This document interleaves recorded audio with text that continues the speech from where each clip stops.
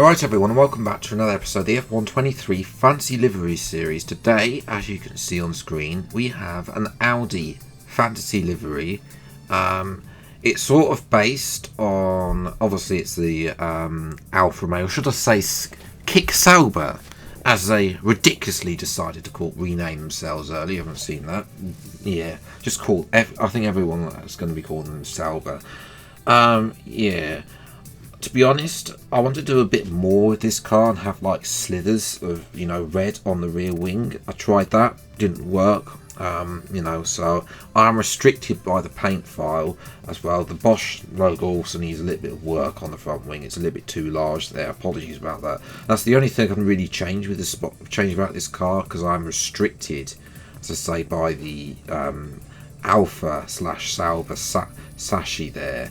But overall, I mean, it doesn't look too bad. It's not the best livery, though, that I've made in this series. For me, personally, that still belongs to the Alfa Romeo Haas. But let me know, of the one so far, which is your favourite in the comments below.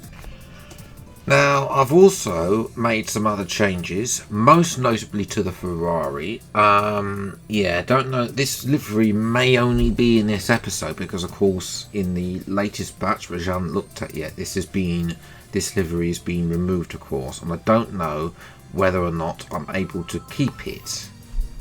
But nevertheless, as promised, it is the Las Vegas livery in yellow, adapted as well. I kept the numbers as yellow, and it's got that black outline, which I actually quite like. But let me know what you think in the comments below about this one as well.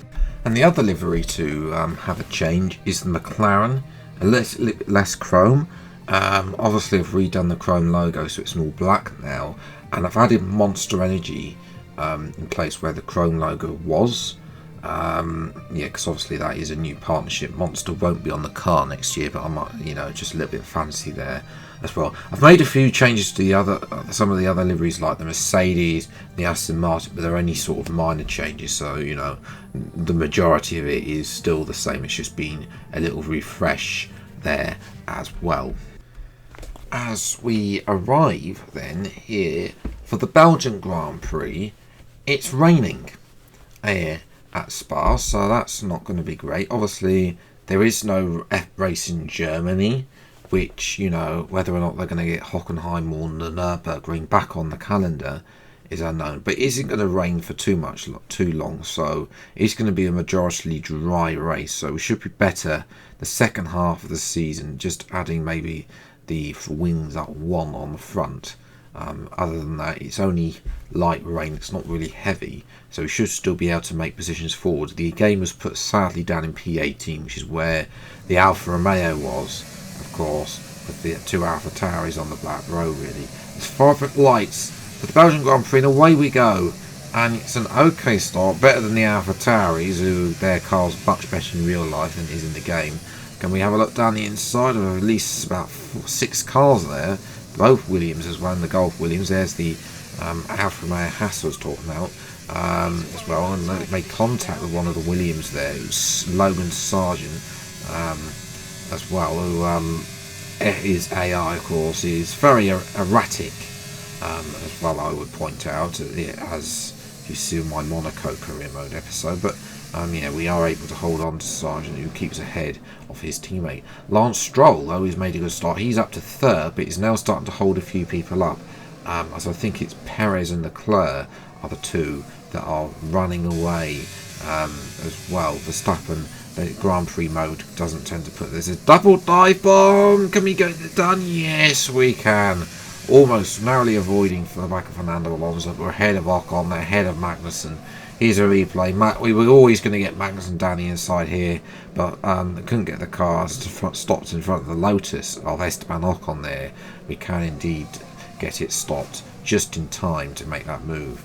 As we're watching Sainz and Verstappen, yellow Ferrari versus, of course, the Red Bull Honda livery, as Sainz keeps hold of that position over Verstappen. Verstappen's going to come back with not use a DRS, but straight line speed. Of course, it's the Honda engine as well in the back, not any of the 4 or any other engine, but Yes, Verstappen is now ahead of Sainz. As we're watching at the road, Lando Norris, sadly his Mercedes engine has decided he doesn't want to take part anymore. He's out of the race with an engine failure. That's going to bring out a virtual safety car as well. We were close to Alonso through the virtual safety car, but then just, we do not have the pace of the top runners. This Audi car is not great. If Audi need serious upgrades, jump to lap 5, gone side by side with Esteban Ocon. This is for P10 as well. We force Ocon out, and our race engineer has a message for us. Okay, listen, don't worry about it, mate. It can happen to the best of us. Now look, I've put a new strategy option for you in the MFD, so go and have a look. It's too late, Mark. It's too late to be offering me that strategy. I'd love to have pit on lap 5 for a set of mediums, but we're already past the pit lane.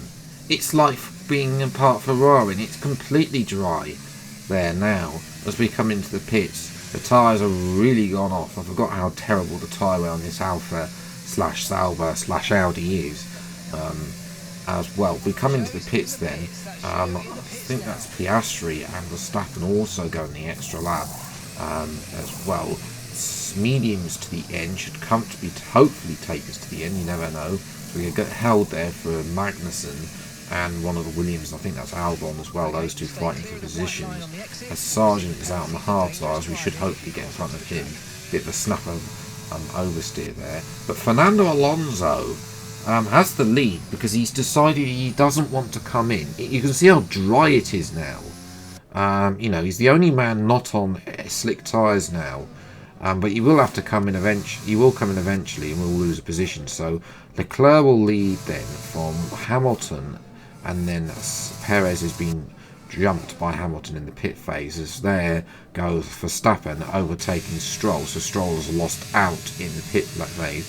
We're having a look at Esteban Ocon, the Lotus, who jumped us with Mark's stupid message as well, and we died on the inside of Ocon back up to P9. But it could have been it could have been better off for us if he hadn't, if he just said there's a new strategy in the MFD, we would have accepted that, gone in the pits. But instead, he's cost us potentially P8 today, maybe even more. Verstappen's really on the move now. He's having to go Oscar Piastri, the sole remaining McLaren. He's on the hard tyres, Verstappen, compared to Piastri's mediums, and Piastri able to hang it around the outside. But yeah, tyres are going way off on lap 14. So, and DRS is so crucial around here. We're going to play some of those games and get the DRS from Ocon and just blast past. We've not got much ERS because it's the default ERS, of course.